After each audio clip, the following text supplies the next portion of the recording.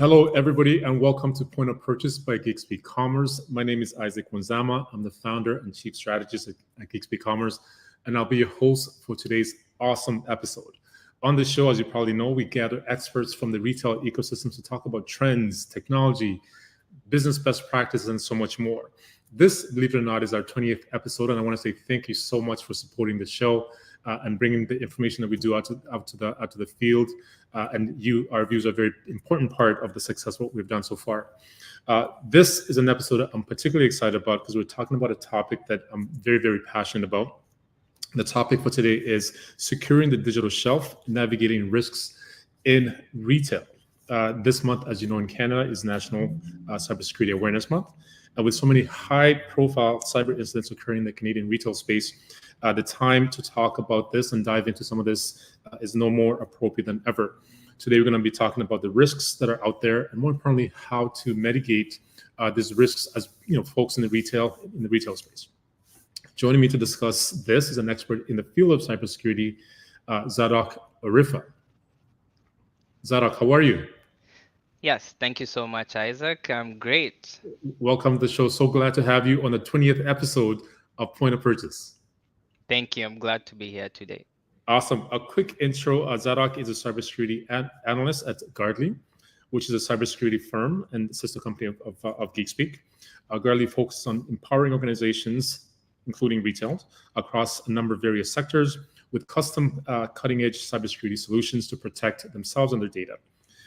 So before Zadok and I join in, as we always do, we want to remind you that we're here, here to answer questions. Welcome to take any questions you may have. Please post them in the comments, and we'll try to take them up throughout the course of the show. So with that, Zadok, let's get started. Are you good to go? Yes, definitely. Thank you, Isaac. Fantastic. So let's start by hearing a little bit about you. What's your journey into cybersecurity, and how did you end up here?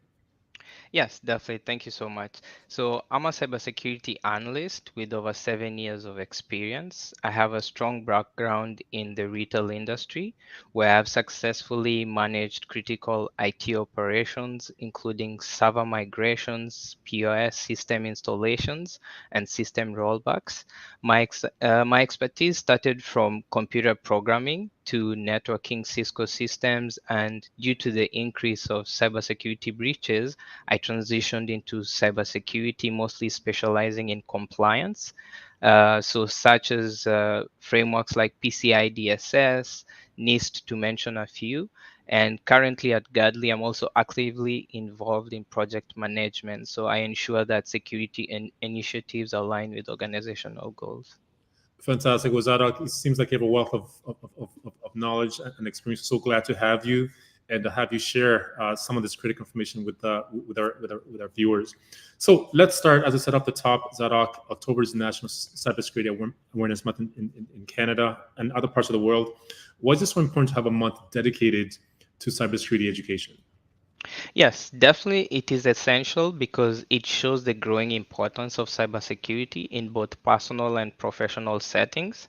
So, as we know, as technology advances, for example, now with AI, the risk of cyber threat also does increase. So, dedicating a month to cybersecurity education, especially, not only raises awareness, but organizations get a chance to update their security measures, and this also fosters a culture of cybersecurity.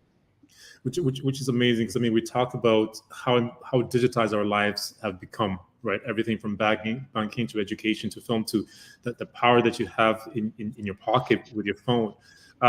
Talk about how that has impacted just the number of attack surfaces as we get into that are out there.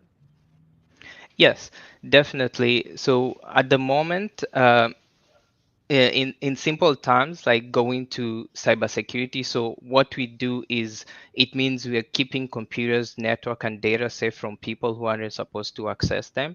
And so being able to create that awareness with our employees is bringing that safety net so that they know how to protect themselves. Fantastic. So, in your words, and let's set the stage here a little bit to kind of ensure that we're all talking about the same thing. In your words, to somebody who may be entering this space, or somebody who may be in a retailer that's determining, do I even need to think about it? Let's explain what cybersecurity entails to somebody who may not be familiar with the space. Yes, definitely. So it's about protecting information and systems from being stolen, damaged, or misused. And by system, I mean from physical digital product to the programs that run the digital products, and also the connection that creates the traffic between the digital products. Fantastic. So let's now this conversation is going to be focused on retail and what retailers need to think about. So retail is a critical segment in Canada. It's where we get our food, and it's like a segment that we all rely on quite heavily. So let's talk about some of the most prevalent threats that affect retail. What do those look like, and what should we be looking out for? Oh, yes, especially in the retail space, they do face lots of cyber threats. So, one will be ransomware, which is a type of malware that encrypts data and demands a ransom for its release. And an example we have seen recently is with the Ticketmaster hack. And with these ransoms, typically at the moment, it ranges between 4 million to 10 million globally and 9 million in North America alone. So another one could be data breaches, which is a threat often linked to ransomware as well, where an attacker gets unauthorized access to sensitive customer data such as credit card numbers. We could go into personal information and also the purchase history. So a third threat, I will say phishing attacks. This is where tricksters get individuals to reveal their personal information through, for example, clicking on those malicious links. And currently, new methods have surfaced, so such as the fake invoice scams, in the aim to redirect payments to a new account. So scammers send these fake invoices via email, pretending to be from known companies or third-party vendors. And as some of these attacks may seem isolated, actually attackers often exploit vulnerabilities by targeting specific entry points within an organization. And as well, we could go into supply chain attacks, which targets third-party vendors, which also gains access to the retailer systems. Yeah, so it seems quite a number of these are interconnected. Let's talk about ransomware attack, ransomware sort of threats for a moment here. This is where an attacker gets into a system, or into an environment, essentially locks it up, and you can't do business. Talk about that for a little bit more.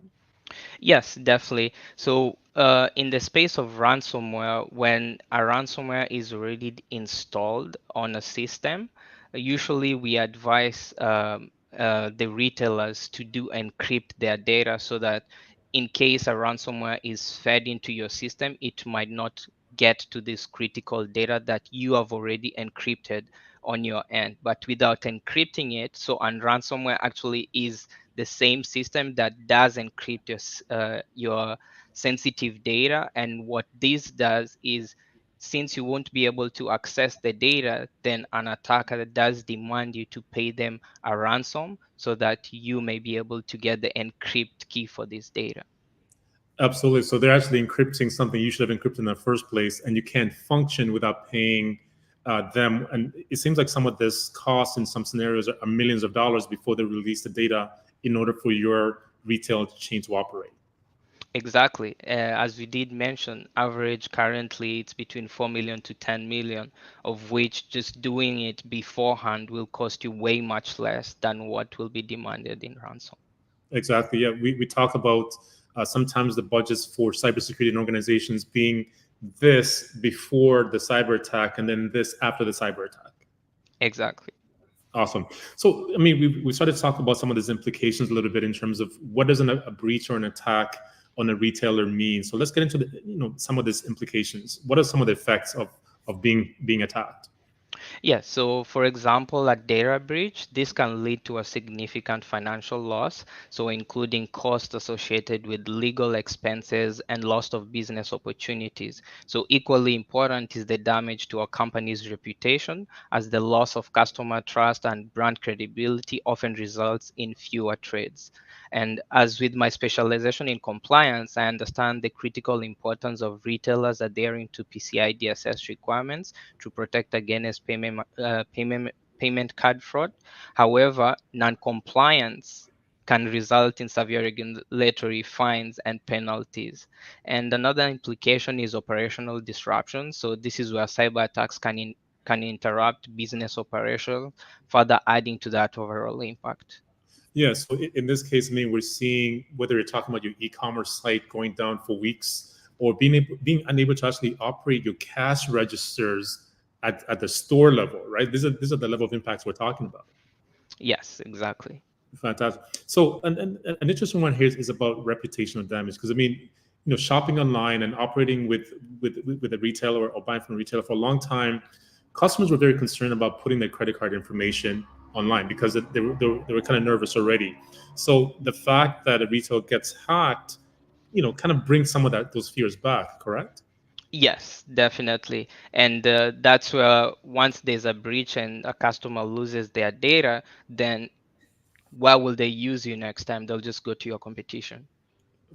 Great. I think those are some great points there. So now we understand some of the threats that are out there, at least some of the common ones, and they're always evolving, always changing. Obviously, as you know, threat actors are always taking advantage of different tools to attack differently. We know what some of those implications, which are we're talking about loss of reputation, loss of revenue. Let's get into how to stop some of these threats. We can't stop 100% all the time, but we could go a long way to mitigate some of these risks associated with that. How does a retailer even begin to think about addressing some of these threats?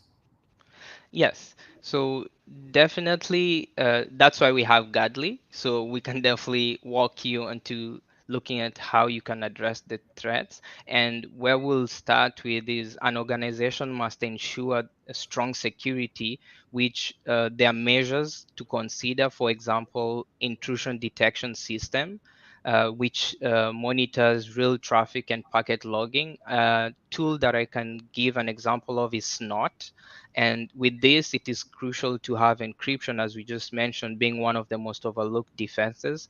Thus, we have ransomware attacks. And I also strongly advise retailers to encrypt their critical files because if like what you were mentioning before, if an actor gets to it fast, then to recover it will cost you much more.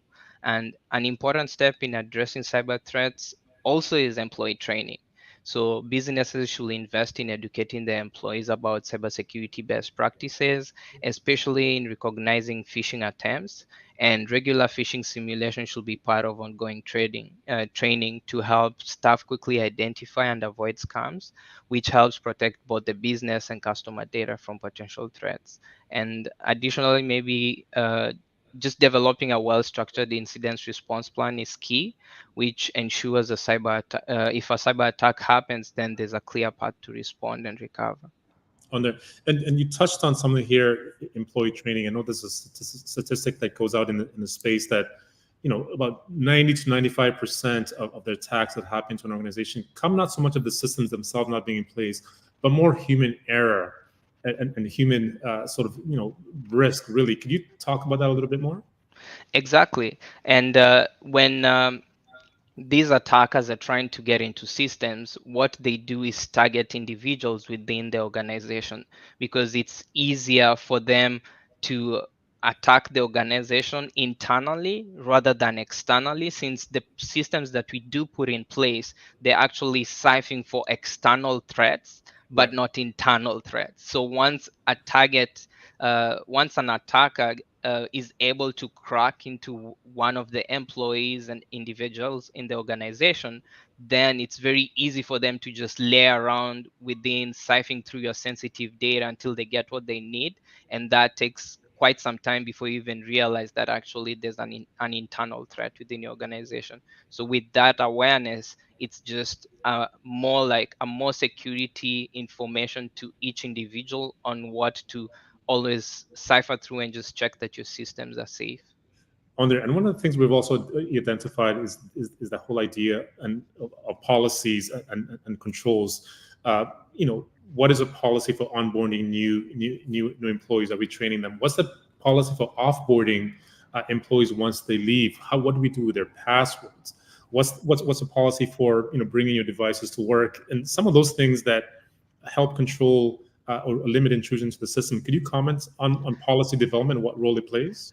Yes, definitely. And thank you so much for mentioning the policies. That's a very critical part of the business because when you're onboarding an employee, so for example, let's say within a year, you only do cybersecurity training once a year. So let's say you did it in February, and then you have new employees coming in March, April, all the rest of the year. So if you don't have an onboarding cybersecurity training that lets new employees know how to manage digital products within their environment, then those will be targets within the organization. Awesome. And then the other part, obviously, as retailers, we work with our own, internal teams, but we rely also, retailers rely also on third party vendors to offer them products, offer them services, and often they're all working in the same system. Where does third party vulnerabilities fit into the risks that retailers have to think about? Yes, retailers definitely need to audit their third-party vendors. So going back onto the policies, they need to adhere to your policies as per what are they doing, securing their digital products in their environment, also being able to secure your environment with whatever data transition between both of you have. So having those policies in place and both your vendors also asking that do they have those policies in place is really critical, and that brings to having them also do awareness training. Fantastic. Yeah, because it seems sometimes maybe easier to breach a supplier of a large retailer as opposed to going to the retailer themselves, correct? Exactly, and we did see that with the healthcare facilities in the US, where the breach actually occurred within their vendor environment, and through that they were able to access all the systems within that organization. Yeah, so third-party vulnerability management is also very important here. So before I get into next question, and Zara, thank you so much for what you're sharing so far. I You're wanted to welcome. remind you that you are watching episode 28 of Point of Purchase, Securing the Digital Shelf, Navigating Cyber Risks in Retail. So if you have any questions, which I'm sure there's going to be a few here as we learn more, please leave them in the comment. We'll take them all. So Zadok, let's move on. A few more here. So retailers are interested in protecting the data. Their customers trust them with their information because we're swiping credit cards, we're going in store, and we're all part of the system. And all of them, I'm sure, are working hard to ensure that there's security in terms of their practices. So let's talk about some common errors we see among retailers when it comes to their cybersecurity. What are they doing wrong? Yes, thank you so much. And going back to the point that we just brought last, is neglecting employee cybersecurity training on a regular basis, not only once or twice, but on a regular basis. You could do it quarterly, and also you could send those emails on a weekly basis just on two questions about safety nets on what you need to do on your environment. That will help. We can also look at outdated system. This actually creates vulnerabilities to attacks within your organization. So if you have those voice over IP phones, definitely you want to check with your supplier if you need to renew them. Weak passwords, unfortunately, we still have to insist on passwords. As per new PCI DSS requirements, you need to have a minimum length of at least 12 characters with a mix of special characters, and also avoiding repetition of passwords and sharing of passwords within team employees. Lack of backup plans is another. So, not having a robust backup and recovery plan in place, and also having to test that they're actually in place. So, for example, as I did mention, my expertise within rollbacking of systems, when there's an issue and you need to do a rollback.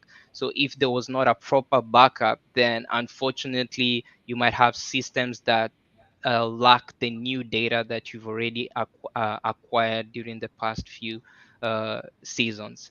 And as well, ignoring security alerts and the warnings. There's a saying actually that goes, vigilance is the price of liberty. So this suggests that constant awareness and preparedness are necessary to protect against threats. On there. So you touched on an interesting point here around outdated systems. So a lot of software suppliers are constantly, and Microsoft is big on this. They're constantly issuing patches on there. What happens if a patch is not installed or a patch is neglected? How what is a worst case scenario out of that? Yes, definitely. Worst case is an attack actually gets access to your systems before you upgrade the outdated systems. And since what you need to know is why do we have new updates? So at times is we discover new threats that we fix, and then new updates are sent so that to keep your system secure. And so if you don't update your systems, then an attacker might have a loophole into getting into that system. And this goes from maybe from a previous hack, and then systems are updated. So since if you're not updating your systems, then you're just letting an attacker easily access your devices. Right. And I think we could assume that threat actors are working as hard as cybersecurity professionals who are protecting systems to find loopholes. So as quickly as you're able to resolve one, they're looking for a different way to get in. Oh yes, definitely. And there is also remote access malware, where they could be actually just watching you and waiting for when to attack. So when you update your systems, it logs them out. But if you don't, then yeah, Right. it just makes it easier for them. On there. So let's get into some of the technical tools that retailers should implement. And I've looked at a map of the cybersecurity ecosystem, and there's so many different players in there. But I think there's categories in terms of the tools that, at a minimum, you should be thinking about to protect your customers' data. Let's talk about some of these tools and and how we should implement them. Yes, I do have must-haves, which yeah, some retailers do have, but definitely you need to update them as well. So a tool that I'll consider is, for example, a firewall, being a network security device that controls the flow of incoming and outgoing traffic, and intrusion detection systems. So definitely to monitor the network traffic for any signs of unauthorized access. And as we did previously talk about encryption, an example of tools you could use is BitLocker or VeraCrypt, which is used for encrypting your hard drives and files within your system. Multi-factor authentication, which currently we do have in mobile phones. So that is one tool we could use. And one I like mostly actually is data loss prevention. So this system basically prevents sensitive data from being copied or transferred outside the organization. So you see with the, for example, ransomware attacks where someone can get into your system and access your sensitive data, they could just copy it and take it with them. If they can encrypt your files, they might as well just copy and have it with them. So even though they give you the encrypt key, there's no guarantee that they already don't have those files. And Right. so you're looking at a breach of, let's say, in the millions of customer data that have been stolen, but still active. In there. And then the last thing, I mean, these are the tech tools, but it seems that there's also a people component here. Could you talk about roles and responsibilities, and how do we ensure that people know what they're doing in an organization? Yes.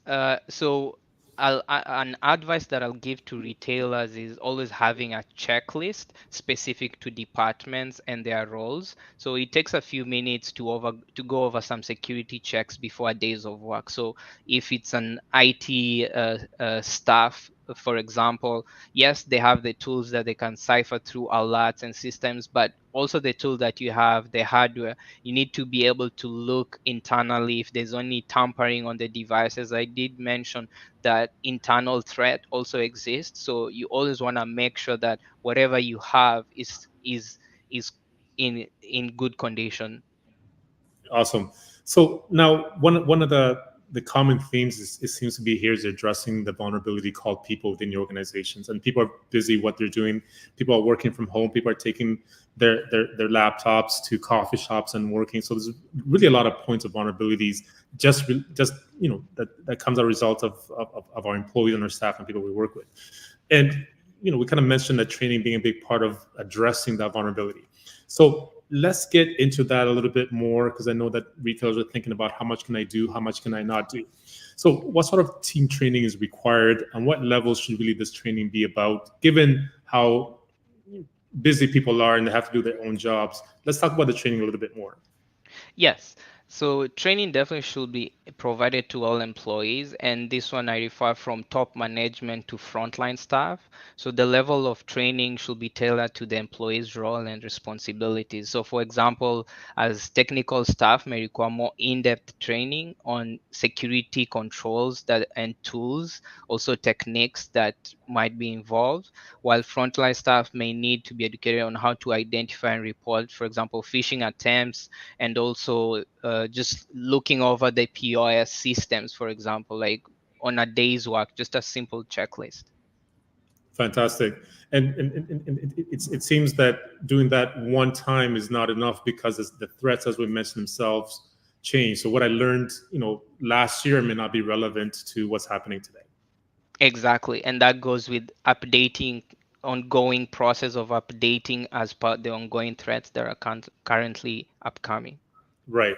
So now the next question to me, I think, is a very exciting question. So, there may be retailers out there or small businesses who are watching this that have not been, fortunately, been the victim of a breach or an attack yet, and they're asking themselves, how does this really happen? What happens here?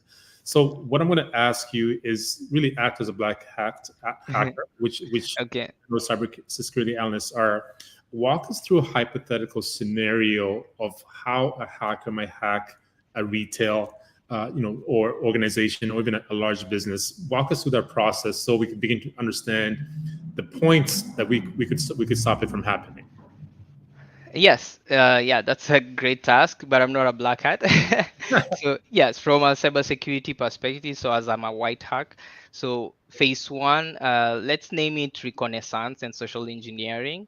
So as an attacker, this is where I'll be gathering information on a retailer's website, say social media presence and news article, and this is to identify potential vulnerabilities and weaknesses.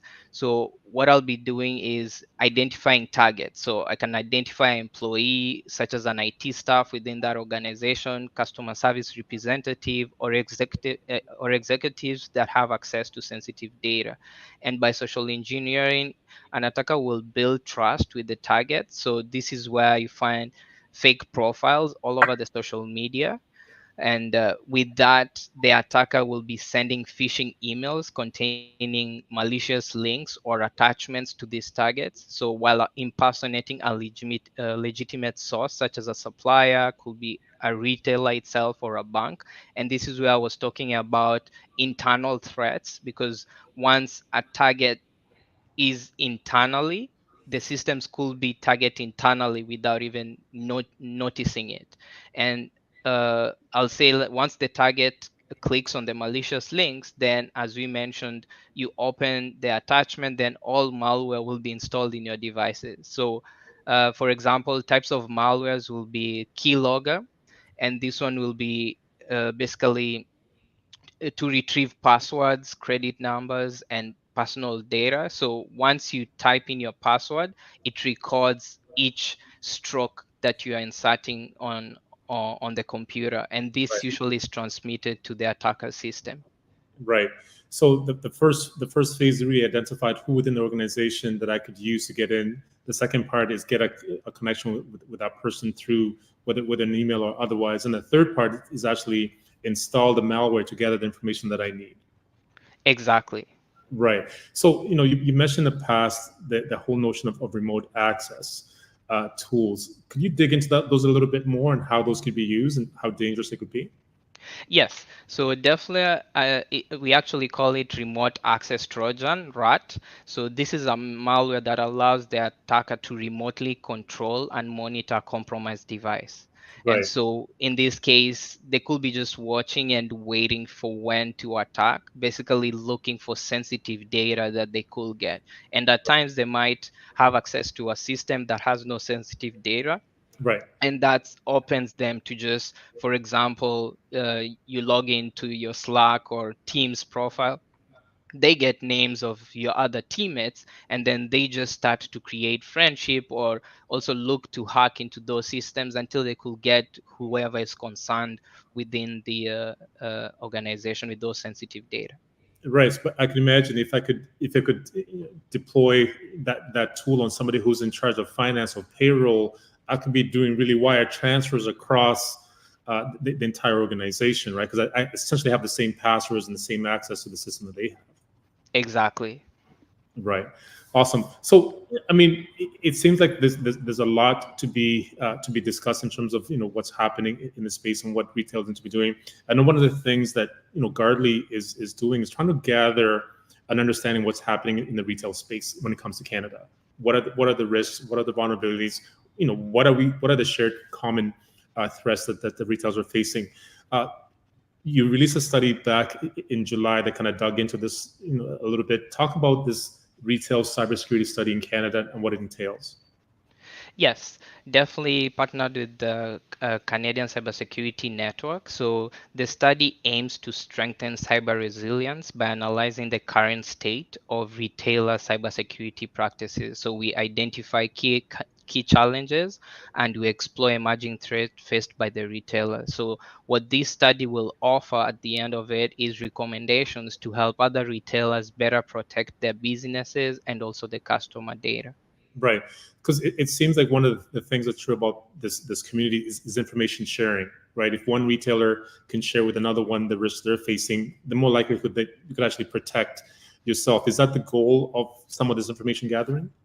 Yes, exactly. So the more information that we gather, we can all work together to get rid of these threats that we're facing in the retail industry. On there. Awesome. So let's talk about some of the questions a little bit. What kind of questions are being asked in this survey? Yes, definitely. So, such questions, I will say you're looking at general cybersecurity questions and complex. And Right. so, in general, definitely, how regularly do you conduct cybersecurity awareness training for your staff? So, as we did mention, just knowing that need of an ongoing process, Right. and a technical or kind of complex is, have you implemented tokenization for payment data? And so what tokenization usually does, it secures the payment card numbers. So it kind of hides those numbers and offers a token that is not able to be readable as the credit card number. Right.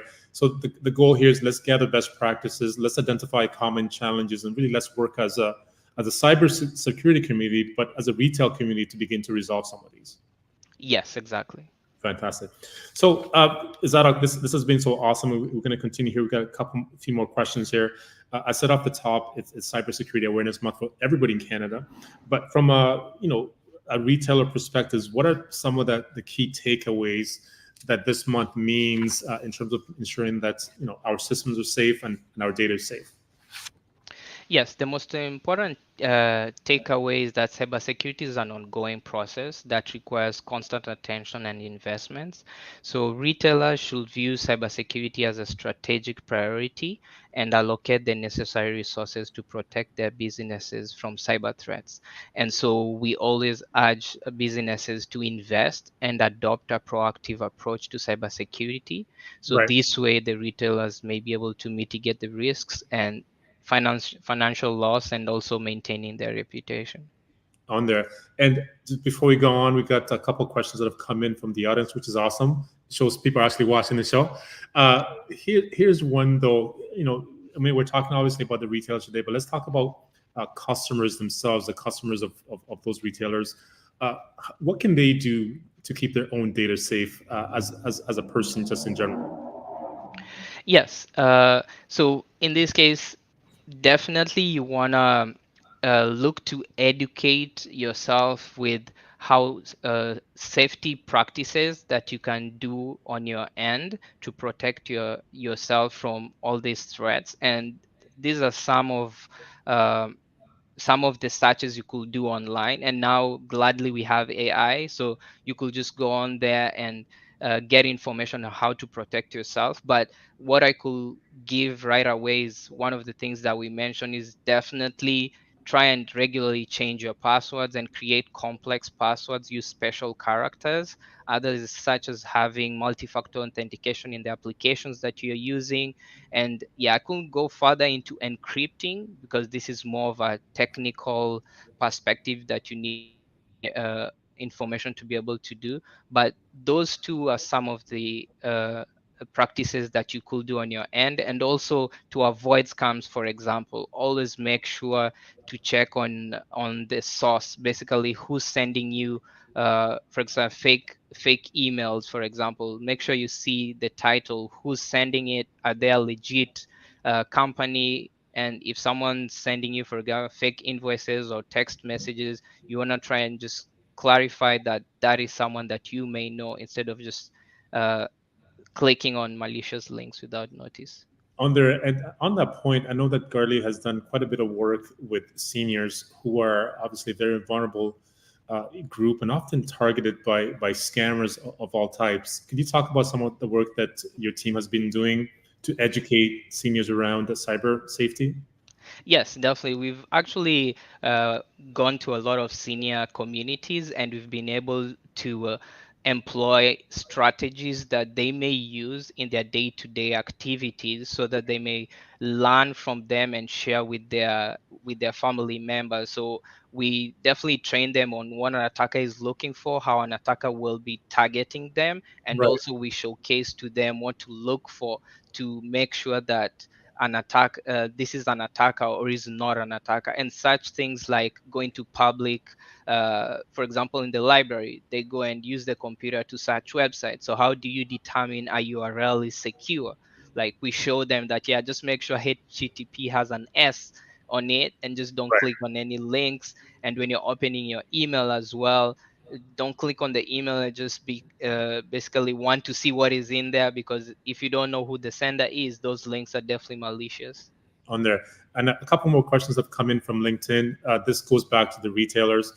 How can retailers dispose of end-of-life devices? Because we talked about creating a policy of when people leave and what we do with their devices.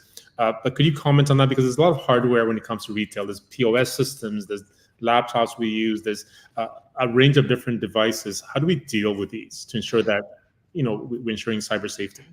Exactly. That's a good question. Thank you for that. So definitely you want to work with your suppliers firsthand. So before even getting rid of the hardware devices, you want to scrape that data. So you want to format the data, and this goes to what data do you still need to use. So end of life data, if it's data that's not needed, then you need to definitely delete all the data, and then the components returned to the supplier, and the supplier always have strategies on how they get rid of the actual hardware. But going on the program and the softwares and all, just make sure that the data that you have that you don't need is. Right. So we just want to ensure that we're not putting the stuff into the bin in the back of the store, because we're essentially exposing that information to anybody who may pick up that device.